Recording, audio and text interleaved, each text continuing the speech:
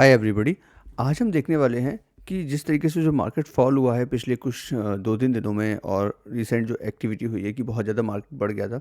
तो क्या-क्या चेंजेस होते रहते हैं मार्केट में और उसका किस तरीके से इम्पैक्ट पड़ता है कुछ शेयर्स पे और ये एक्टिविटी एफआईआई की और डीआई की एक्टिविटीज़ क्या होती हैं? तो देखिए जैसे कि हम देख जानते हैं कि एफआईआई जो होती हैं वो क्या होते हैं फॉरेन इंस्टीट्यूशनल इन्वेस्टर्स होते हैं, ठीक है? And what is DI? ये होते हैं डोमेस्टिक इंस्टीट्यूशनल इन्वेस्टर्स। तो जो मेजर प्लेयर्स हैं अगर मार्केट में आप देखेंगे तो मेजर प्लेयर्स एफआईआई और डीआईआई होते हैं। अब अगर आप देखेंगे एफआईआई की एक्टिविटीज़ को पिछले कुछ टाइम में आप देखेंगे 17, 18, 19, 20 ये चारों दिन एफआईआई ने बेचा। और आप देखेंगे यहाँ डीआईआई का 17, 18, 19, 20 को छोड़ दें आज के, तो ये बाकी तीनों दिन डीआईआई ने खरीदा। अब बाकी डीआईआई की एक्टिविटी देखें, 15 और 16 जनवरी को इन्होंने बेचा। एफआईआई की एक्टिविटी देखते हैं, 15-16 को इन्होंने खरीदा, ठीक है ना। फिर डीआईआई की देखते हैं कि 10, बल्कि मैं कहूँगा 8, 9, 10, 11, 12 ये पूरे दिन उन्होंने बाय किया। अब हम देखते हैं 8, 9, 10, 11, 12 में डी एफआईआई ने क्या किया। इन्होंने पूरे लगभग 8 में तो मार्जिनली ब्रॉड किया, बट ब्रॉड किया ही नहीं, एक तरीके से बहुत मार्जिनली है। 9, 10, 11, 12 इन्होंने बेचा। फिर उसके बाद 4 और 5 को इन्होंने ख़रीदा।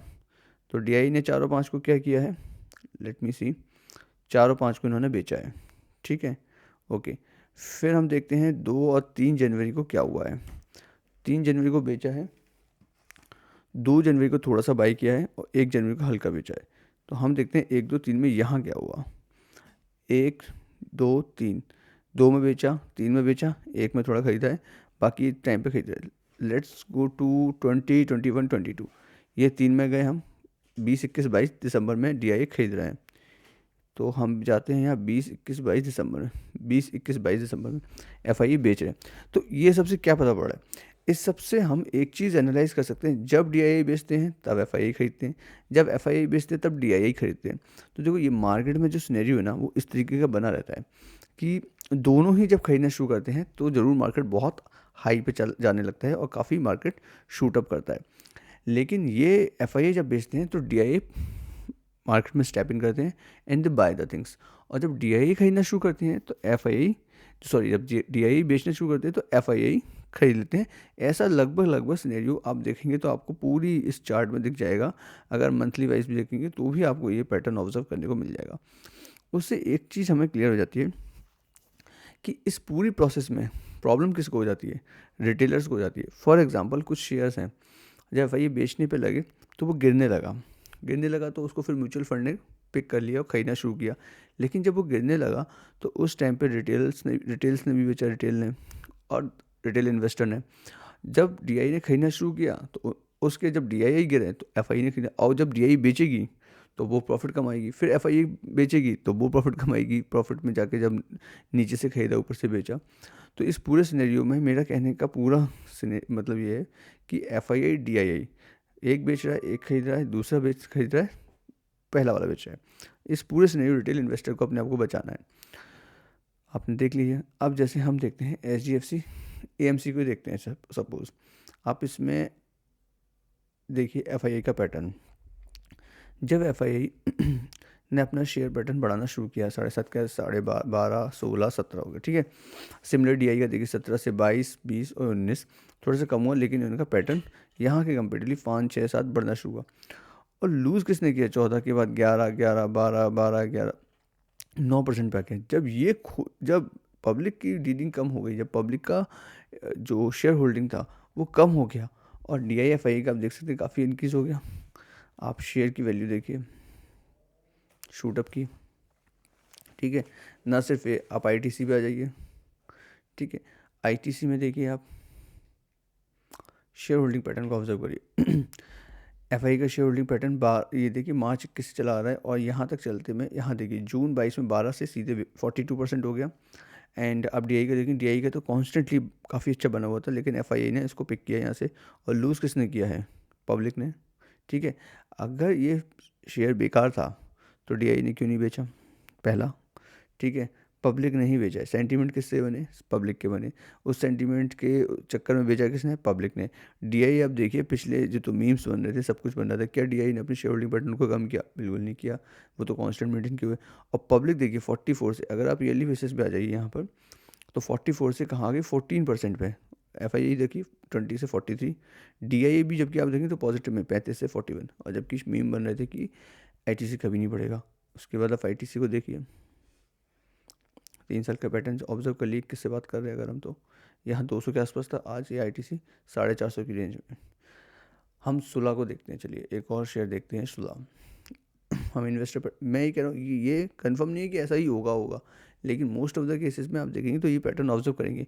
जब शेयर बहुत ज़्यादा शूटअप करने लगता है तो मोस्ट ऑफ द केसेस में आप देखेंगे कि पब्लिक शेयर होल्डिंग कम हो गई होती है, जबकि एफ आई डी आई की शेयर होल्डिंग या प्रोमोटर्स की शेयर होल्डिंग बढ़ गई होती है।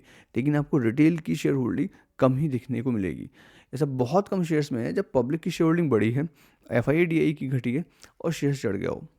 क्योंकि देखिए एफ आई डी आई कभी महंगा नहीं खरीदेंगे, कि ऐसा नहीं है कि वो लॉस में रहे और रिटेल इन्वेस्टर प्रॉफिट में रहे, ऐसा बहुत ही कम, रेयर चांस है कि ऐसा हो, हार्डली कोई चांस होता होगा, पर मुझे अभी तक तो ऐसा कुछ नहीं मिला है। आप सुलह का पैटर्न देखिए, सुलह में हम क्वार्टरली देख रहे थे, आप ईयरली पे आ जाइए।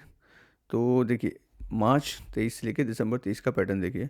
प्रमोटर्स की होल्डिंग कांस्टेंट, एफ आई की देखिए 5 से 19, डी आई की देखिए 11 से 19, और पब्लिक की देखिए आप 55 से कितनी होगी? 34। और आप इसका शेयर देखिए 374 के आसपास, अब देखिए आप इसको 600 के पार। मतलब आपके लिए तो, अब अगर आप खरीदने जा रहे हैं तो क्या हो गया ये आपके लिए? ये आपके लिए तो लॉस गेम हो गया।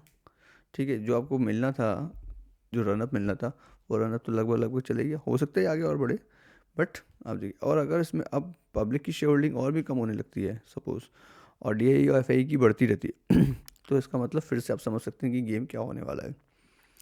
लेट्स कम टू, हम बिगर शेयर पे आ गए, इन्फोसिस। अभी हमने H D F C, M C देखा, आई टी सी वो भी बिगर थे, सुलह थोड़ा कंपेरेटिवली उसकी मार्केट कैप कम थी। हम इन्फोसिस को देखते हैं, लेट्स गो टू इन्फोसिस। तो इसका भी ईयरली देखते हैं क्योंकि बहुत टाइम से ही है मार्केट में।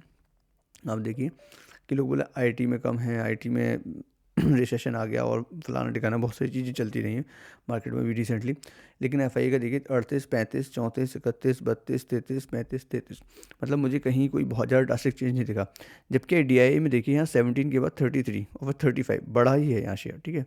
और लूज़ किसने किया है यहाँ पर? पब्लिक देखिए 28 से 30 हुई और फिर 36, ठीक है, और फिर सीधे 15, और फिर आप देखिए शेयर होल्डिंग पैटर्न के बाद आप इसका मूवमेंट देखिए 1400 के बाद 1300 के अराउंड, अब 1650 सीधे। तो जैसे ही पब्लिक आउट हुई मार्केट में, उसका प्राइस देखिए आप जंप कर गया। पब्लिक का आउट होना ज़रूरी है भाई, ठीक है, रिटेल का आउट होना ज़रूरी है। टीसीएस देख लेते हैं हम, इन्वेस्टिंग पैटर्न देखते हैं इसमें कोई हमें देखते हैं हम, इसमें कोई पैटर्न देखने, इसमें खैर ज़्यादा अंतर नहीं है, 4% के करीब पब्लिक थी, पब्लिक का शेयर होल्डिंग बढ़ा ही है, कम नहीं हुआ। तो इसमें बहुत ज़्यादा जंप मिल भी सकता है, नहीं मिल सकता, पर देखिए 400 रुपये का अंतर है, कोई ज़्यादा जंप तो नहीं है। हम H D F C bank को देखते हैं और इसका शेयर होल्डिंग पैटर्न बताता है हमें, हम इसका ईयरली देख रहे हैं। तो यहाँ देखिए 32 से 52, हालांकि ये तो डिफरेंट है क्योंकि ये जो शेयर होल्डिंग है 25%, ये भी इसका भी डिस्ट्रीब्यूशन हुआ है तो इस वजह से है। लेकिन अभी 13% से 16% क्या हो गया है shareholding pattern H D F C में, रिटेल इन्वेस्टर का बढ़ा हुआ है, रिटेल इन्वेस्टर का कम नहीं हुआ है। 18 था, 18 से 15, 15, 13 और उसके बाद फिर से बढ़ गया 16, तो ये कम नहीं हुआ है अभी। हालांकि कंपेरेटिवली देखा जाए तो बहुत ज़्यादा नहीं है, पर अभी थोड़े से चांसेस ज़्यादा नहीं लग रहे हैं। पहले ये 16% कम होंगे जब ये कम हो जाएंगे 16%, लगभग फिर से 2, 3, 4% का अंतर आएगा और इनकी शेयर होल्डिंग बढ़नी चाहिए। 28 से 30 हुए और ज़्यादा हो सकते हैं, लेकिन ये जो इंक्रीज़ है डीआई का, ये आपको क्लियर कट इंडिकेशन दे रहा है कि यहाँ कोई प्रॉब्लम तो मुझे नहीं दिख रही है, क्योंकि इनका फिर पैटर्न और बढ़ता ही क्यों, इनका शेयर होल्डिंग पैटर्न। सिमिलरली ये 32 से 52 हुए हैं, ठीक है, जो है प्रमोटर्स का कुछ एफ आई भी इसमें रहे होंगे तो वो इसमें इंक्लूड हो गए हैं, इस वजह से चेंजेस हैं। बट फिर भी वो ऐड होने के बाद ऐसा तो नहीं है कि कोई चेंज हो गया, 35 से 32 ही हुए हैं, ठीक है, बहुत ज़्यादा चेंज नहीं है, 2-3% का चेंज है। यहाँ देखिए यहाँ 3% गेन कर गए हैं ये लोग। तो इसमें जब तक ये नहीं हुआ तब तक चांसेस थोड़े कम है, बट इसके भी सेंटीमेंट्स में चले आ रहे हैं HDFC बैंक के। बहुत सारी न्यूज़ आ रही है, बहुत सारी नेगेटिविटी फैल गई है कि बैंक का क्या है, बैंक नहीं बढ़ रही है और पता नहीं कब देगी, डूब गई, ये हो गई, फलाना हो गई, ठिकाना हो गई, बहुत सारी बातें चल रही हैं। लेकिन अभी आप देख लीजिए कि अगर ऐसा कुछ है तो DI अपना शेयर होल्डिंग पैटर्न क्यों बढ़ा रहे हैं, ठीक है। FI अपना शेयर होल्डिंग पैटर्न कम क्यों नहीं कर देते हैं, मतलब यहाँ 32 था 52 हो गया, चलिए ठीक है भाई और रिड्यूस कर देते, ठीक है, बट ऐसा तो नहीं होता देखा। हम देखते हैं कोटक महिंद्रा बैंक को हम इसके शेयर होल्डिंग पैटर्न पे जाते हैं फिर से, ठीक है।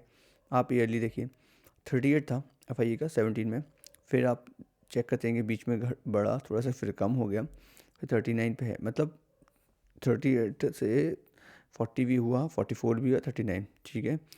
प्रमोटर्स का तो कांस्टेंट ही है लगभग। DI का देखिए आप, DII का 13, 16, 21, 21 बढ़ गया है, ठीक है। अब पब्लिक का 21 से कम होते होते 12 पे आ गया है, ठीक है। मतलब देख लीजिए पब्लिक तो हालांकि 17 का है, अब रिसेंट का देखेंगे 13 से 12 आया है, 16 से 12 आ गया, और भी कम आ सकता है, कोई भरोसा नहीं है और उसमें थोड़ा सा मूवमेंट नहीं होगा तो कुछ टाइम में रिटेल इन्वेस्टर भाग जाएंगे और उसके बाद DI FI इसको खरीद लेंगे, और उसके बाद आप देखेंगे कि इसका जो शेयर है, जो लगभग मैं बता रहा हूँ कि 3 साल से बिल्कुल नहीं चला है, 1900 के आसपास था, 3 साल पहले की बात करें अपन, 2000 के आसपास, और आज भी 1806, मतलब लगभग देखा जाए तो कोई ज़्यादा इसमें पॉजिटिव ग्रोथ नहीं देखने को मिली है 3 साल के अंदर। आप देखेंगे इसका रिटर्न ओवर 3 ईयर्स कुछ भी है ही नहीं, बल्कि नेगेटिव में। तो ये मैं आपको बताना चाह रहा हूँ कि इसमें क्या सिनेरियो बनते हैं। तो आप इस बात से बिल्कुल जब मार्केट में इन्वेस्ट कर रहे हैं हम, और ट्रेडर्स की बात तो अलग हो गई है, ये रिटेल इन्वेस्टर की बात चल रही है, वो उनमें भी वो रिटेल इन्वेस्टर जो अपना बहुत कम अमाउंट लगाते हैं, जो 2 लाख 3 लाख 4 लाख रुपए लगा रहे हैं, और जब वो पैसा लगाते हैं तो उनको फिर बहुत ज़्यादा लगता है कि पैसे बढ़ नहीं रहे हैं, बार बार अपना पोर्टफोलियो दिन में 4 बार चेक करते हैं कितना बढ़ गया, 1000 बढ़ गया, आज 500 बढ़ गए, 200 बढ़ गए, इस तरीके के पैटर्न को वो चेक करते थे। लेकिन मैं उनको फिर बताना चाहूँगा कि इस बात से बिल्कुल मत डाइवर्ज होइएगा कि मतलब जो न्यूज़ चल रही है, अब न्यूज़ बेस्ड इन्वेस्टिंग नहीं करें, वो ज़्यादा बेटर है। आप पहले न्यूज़ आने दें, उसको देखना है उसका इम्पैक्ट क्या हो रहा है, खुद उसके बारे में पढ़ें। जैसे अभी फॉर एग्जांपल मैंने बताया HDFC जो बैंक है सपोज़, उसका आप देखिए हाल क्या है, 3 साल में कोई रिटर्न नहीं है, 3 महीने में कोई रिटर्न नहीं है, 6 महीने के अंदर 11% लूज़ हो गया है, 1 साल के अंदर 11% लूज़ हो गया है। लेकिन फिर भी मेरा कहना ये है कि आप पहले इस पैटर्न को देखिए, ठीक है। और 10-11% अगर लूज़ हो रहा है तो दैट्स नॉट अ कि बहुत ज़्यादा गड़बड़ आपको लग रही है कि मतलब HDFC बैंक की बात कर रहा हूँ मैं, जो कि एक बहुत स्टेबल शेयर है, एक स्टेबल स्टॉक है, स्ट्रेटजिक इन्वेस्टमेंट बैंक है अकॉर्डिंग टू RBI, तो बहुत स्टेबल स्टॉक है, उसकी बात कर रहा हूँ। उसमें 11% का प्लस नेगेटिव आने का मतलब ये नहीं है कि इस बैंक को कोई प्रॉब्लम होगी। तो अभी हाल फिलहाल इसमें कुछ दिख नहीं रहा है कि कोई दिक्कत हो सकती है। हालांकि रिटेल इन्वेस्टर जब तक मैंने कहा कम नहीं होगा तब तक शेयर नहीं भागने की संभावना इसकी कम है। लेकिन फिर भी न्यूज़ बन रही है तो न्यूज़ बेस्ड इन्वेस्टिंग पे मत जाइएगा। और मैंने आपको FI DI का बताया तरीका कि ये पैटर्न हमेशा चलता ही रहता है। आप एक और देख लेता हूँ, मैं जोमेटो देखता हूँ, देखो शेयर होल्डिंग पैटर्न देखो आप, यहाँ देखो आप FI की शेयर होल्डिंग पैटर्न यहाँ 9% के आसपास थी, 10 से 9, 57, 54 कितनी हाई शेयर होल्डिंग पैटर्न हो चुकी। DI की देखो 4 से बढ़ते बढ़ते 2 पे भी गई, 6 पे, 8 पे, 9 पे, 15 पहुँच गए।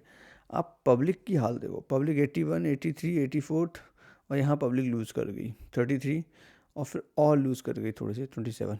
फिर उसके बाद आप शेयर देखो जोमेटो का, स्ट्रेट लाइन, सीधा स्ट्रेट लाइन, सीधे 50-60 रुपये के आसपास शेयर था, डबल हो गया, और 1 साल का रिटर्न 159%। तो इसलिए फिर मैं कहूँगा कि बिल्कुल भी इस बात को देख के समझ के इन्वेस्ट किया करिए। और जो लॉन्ग टर्म इन्वेस्टर हैं, जो छोटा कैपिटल डाल रहे हैं, वो तो और सोच समझ के करें। और न्यूज़ बेसिस पे वो एकदम से पैसे निकालने का ना सोचें कि एकदम आज बहुत लॉस हो गया, निकाल लेता हूँ पैसा, सब डूब जाएगा, ऐसा बिल्कुल ना सोचें। और अपना एनालिसिस करें, अपना सोच समझ के ही इन्वेस्ट करें, और सोच समझ के ही अपना प्रॉफिट और लॉस भी बुक करें। Thank you.